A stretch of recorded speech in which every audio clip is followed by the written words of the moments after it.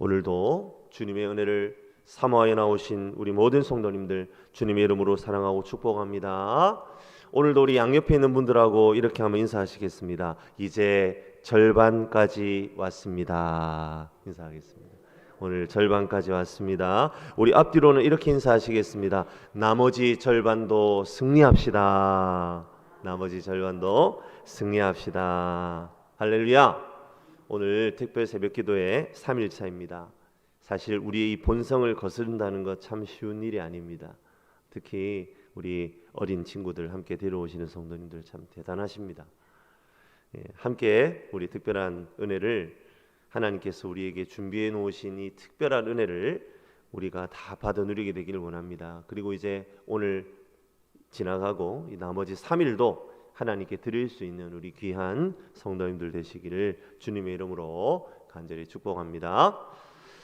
사랑하는 성도 여러분, 분명히 나는 예수 믿는 사람이고 하나님의 백성입니다.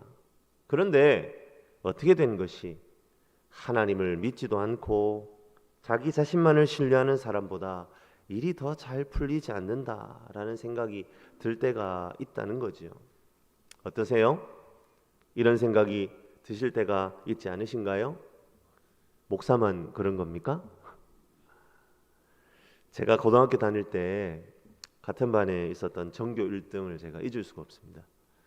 그 친구는 한마디로 말하면 용사가 들어주십시오. 목사가 이런 표현 쓰면 안 되는데 개망난이었습니다. 술도 마시고 담배도 피우고 일진 같은 친구들하고 막 나쁜 일도 많이 하고요. 노래방에서 밤새도록 노래 부르다가 학교 와서는 맨날 잠만 자고 수업 안 듣고, 그런데요 시험만 치면 전교 1등이에요. 정말 자존심이 많이 상했습니다. 나름대로 모범생이라는 소리도 들었고 교회 생활에 충실한 나름 신앙 좋은 학생이라는 평가가 늘 따랐던 저였습니다. 수업에 충실했습니다. 공부도 열심히 했어요. 그런데 도무지 그 개망나니 같은 전교 1등하고는 게임이 안 되는 겁니다. 어린 마음에 속이 상해서 하나님께 원망하는 기도를 드려보게 됐습니다. 하나님, 왜 쟤한테는 저런 재능을 주셨습니까? 하나님, 잘 믿는 저는 이 모양 이 꼴인데 왜 저 하나님도 모르는 인간은 저렇게 잘 나가는 겁니까? 라는 생각이 자꾸만 들었습니다. 하나님 믿지 않는 세상이 승리하는 것처럼 보입니다. 그리고 하나님을 믿는 사람들은 자꾸만 세상 가운데에서 오히려 더 도태되는 것처럼 보인다는 말입니다. 현실과 우리의 믿음은 도무지 어울리는 것 같지 않습니다. 그리고 하나님 제일 신앙으로 살아가면 이 세상에서 발붙이고 살아가기가 힘들겠다라는 생각을 자꾸만 하게 된다는 겁니다. 그래서 자꾸만 세상을 따라가야 되겠다라는 유혹이 우리에게 다가옵니다. 그리고 어떤 순간에는 그냥 눈 딱 감고 하나님 기뻐하시는 방법이 아닌 세상의 방법에 발을 담그고 있는 자신의 모습을 발견하면서 좌절하기도 합니다.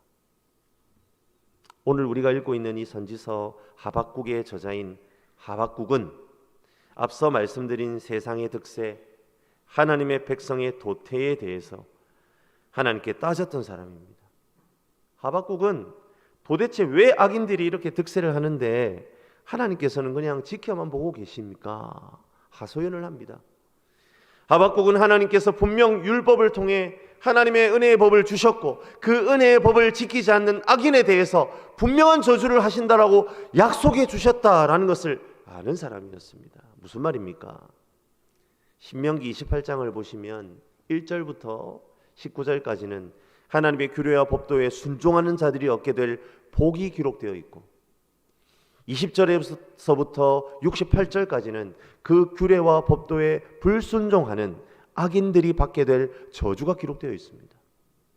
하나님은 훨씬 많은 분량을 할애하여서 하나님의 말씀에 주님의 규례와 법도에 불순종하는 자에 대한 처벌과 저주를 분명히 하셨습니다.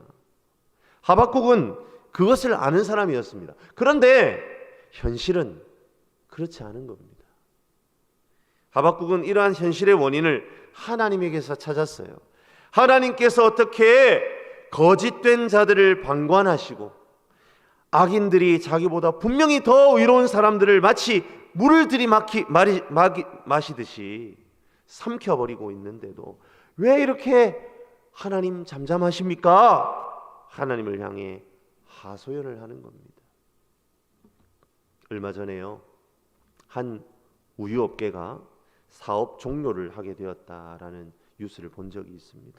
그런데요, 이 우유업계의 오너, CEO가 폐업 대신에 사업 종료를 선택한 것이 절세를 하려고, 세금을 아껴보려고 그렇게 했다. 그리고 그 오너였던 사람이 회사가 그렇게 어려운데 자신은 대표에서 물러나면서 수억 원의 퇴직금을 챙겼다 등 여러 구설수에 오르고 있는 것을 그 뉴스를 통해서 보아왔습니다. 참, 가진 사람은 망해도 자신의 이익을 챙기고 없는 사람들은 회사가 망한 상황에서 그저 망연자실하게 가족의 생계를 걱정해야 하는 그런 일들이 이 세상에서 일어나더라는 겁니다. 사랑하는 성도 여러분, 우리도 세상을 바라보면서 그런 마음을 품게 됩니다. 어떻게 하나님께서는 하나님의 거룩한 백성으로 우리를 부르시고는 우리를 책임져 주지 않으신다는 말인가? 그런 생각이 들 때가 있다는 거죠. 그런 하나님이라면 나는 과연 하나님을 믿을 필요가 있을까?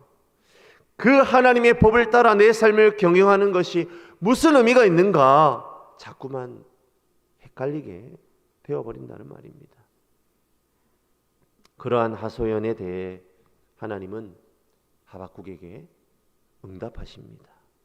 그 하나님의 응답이 두 번에 걸쳐서 진행되는데요, 하나님의 첫 번째 응답은 1장 5절에서 10절까지, 그분의 두 번째 응답은 2장 전체입니다. 이러한 하나님의 응답을 요약하면 무엇입니까? 악은 악에 의해 징계를 당하고 그 징계의 도구로 삼았던 악조차도 하나님의 심판을 받게 된다, 이것입니다. 사랑하는 성도 여러분, 하나님의 대답은 요약하면 이런 것이죠. 그래, 하박국아, 지금은 주변에 있는 악이 너를 압도하는 것 같고 모든 의인들은 핍박을 당하는 것처럼 보이지. 하지만 결코 악이 승리하고 있는 것이 아니란다. 지금은 악이 스스로 자신의 화를 쌓고 있는 거야. 그리고 마치 순식간에 공든탑이 와르르 무너지듯 그들이 이루어놓은 모든 것이라 여겼던 모든 것들이 다 무너져버리는 그런 날이 올 것이다. 하박국을 향하여 하나님은 그렇게 위로하고 계시는 거죠. 하나님은 비록 그 기간이 더딜 수는 있지만 반드시 하나님의 공의를 완성하실 것이라고 하박국을 향하여 약속해 주십니다. 하박국이 눈에 보이기에는 지금 의인들이 너무나 큰 고통을 당하고 다 죽어버릴 것 같은 상황이라는 겁니다. 하지만 하나님은 그러한 악이 득세하는 세상은 그것보다 더 큰 악에 의해 심판당할 것이며 결국 하나님은 그 거대한 악조차도 심판해 버리신다는 겁니다. 그 과정에서 하나님은 하나님의 의인을 반드시 지키실 것이라 약속하십니다. 그리고 그 과정에서 하나님은 하나님의 의인들을 향하여 한 가지를 기대하고 계시는 것을 보게 됩니다. 하박국 2장 4절 말씀입니다. 우리 같이 한번 한 목소리로 읽어보겠습니다. 같이 읽습니다. 보라, 그의 마음은 교만하며 그 속에서 정직하지 못하나 의인은 그의 믿음으로 말미암아 살리라. 할렐루야. 아멘. 하나님께서는 의인으로 하여금 고통당하는 그 시간 속에서도 끝까지 하나님을 믿고 의지하는 의인들을 살리신다 라는 약속을 하박국에게 하십니다. 실제로 하나님께서 하박국을 향하여 말씀하신 이 예언은 하박국의 시대로부터 60에서 70년 후인 주전 539년에 바벨론이 멸망함으로 말미암아 이루어지지 않았습니까? 하나님은 바벨론을 유다의 악한 자들을 징계하는 도구로 사용하시고는 결국 바벨론도 심판하셨습니다. 그리고 고레스 왕에 의해 흩어졌던 하나님의 약속의 백성들을 다시 포로에서 귀환하게 하셨지요. 사랑하는 성도 여러분, 하나님께서는 지금 이 자리에 앉아있는 저와 여러분을 향해서도 동일하게 역사하시는 하나님이심을 믿으시기를 바랍니다. 도무지 하나님의 백성들이 설 자리를 잃어버린 것 같습니다. 도무지 우리의 자리는 없어 보입니다. 코로나의 3년이라는 시간은요, 무참하게도 믿음의 공동체를 다 무너뜨려 버린 것처럼 보인다는 겁니다. 교회의 공예배가 마치 집단 감염의 원흉으로 지목되어 사회적인 지탄을 받기도 하였습니다. 몇몇 교회의 무분별한 행동으로 인하여 교회 전체가 욕을 먹기도 하였습니다. 비대면으로 예배가 계속되니까 이제는 더 이상 대면으로 모여서 예배드리는 날이 오지 않을 수도 있겠다라는 비관적인 시선들도 있었던 것이 사실입니다. 하지만 말입니다, 사랑하는 성도 여러분, 하나님은 이 환난의 시간을 통해서도 결국 하나님의 의인들을 지켜내셨음을 또한 믿으시기를 바랍니다. 저는 개인적으로요, 한국 기독교가 이 코로나라는 전대미문의 상황을 지나가면서 마치 예수님의 비유에 나오는 알곡과 죽정이를 가려내게 되었다라는 생각을 해보게 됩니다. 물론 사람의 숫자라는 부분에 있어서 틀림없이 타격이 있습니다. 하지만 저는 그 시간을 통해 이 코로나라는 환난을 통해 알곡을 가려내시는 작업을 하셨고 지금도 그 알곡이 가려지고 있는 시간이다 믿어 의심치 않습니다. 제가 이 교회에 오기 전에 대구에 있지 않았습니까? 대구가 사실은 코로나 상황에서 가장 처음 큰 타격을 입은 도시 아니겠습니까? 제가 대구에 있을 때의 그 코로나 상황에서요, 청년부를 1년 동안 감당했었습니다. 2022년 초반부터 이 대구의 교회는요, 이 비대면 상황으로 다 전환할 수밖에 없었습니다. 청년부 모임도 마찬가지였습니다. 비대면 상황이 길어지면 길어질수록 너무나 힘들고 걱정이 되었어요. 청년들의 숫자가 더 떨어지지 않을까, 그런 염려들이 너무나 많았습니다. 하지만 비대면의 상황이 길어지면서 청년 공동체 가운데 이런 마음들이 생기기 시작했어요. 우리가 함께 모여 예배드리는 것이 얼마나 소중한 것인가에 대한 자정운동이 이 청년 공동체 안에서 일어나고 있는 것을 저는 목격하였습니다. 그리고 2020년 후반에 다시 대면 예배로 전환되는 과정에서 오히려요, 청년들이요, 코로나 이전보다 더 많은 숫자로 모이게 되는 그런 성장이 일어나는 것을 보게 되더라는 것입니다. 하나님의 의인들을 일으키시고 끝까지 지켜주신다는 것을 경험하는 시간이었습니다.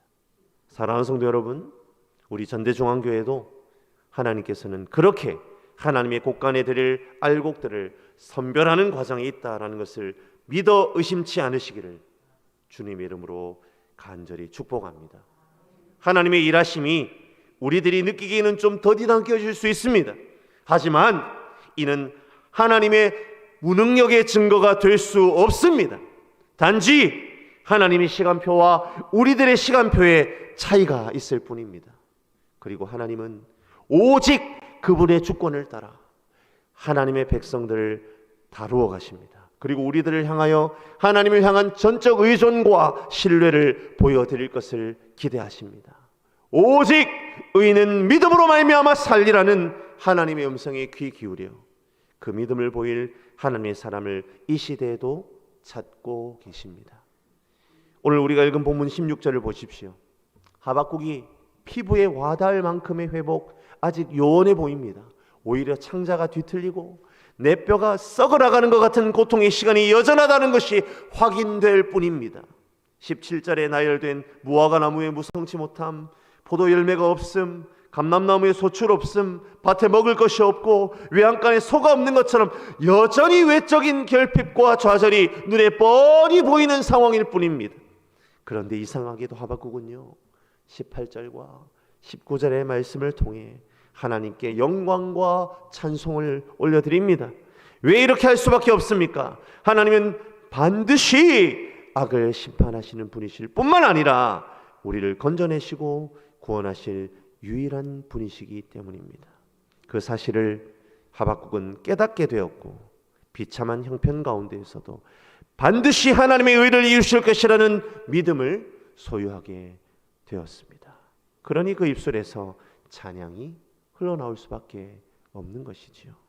말씀을 마무리합니다. 사랑하는 성도 여러분, 오늘 함께 읽은 본문의 하박국의 찬양은 결코 무언가 성취되고 이루어진 상황을 맞이하여 하나님께 드려지는 찬양이 아니라는 사실을 반드시 기억하시기 바랍니다. 그는 지금 자신의 손에 아무것도 쥐지 못하였습니다.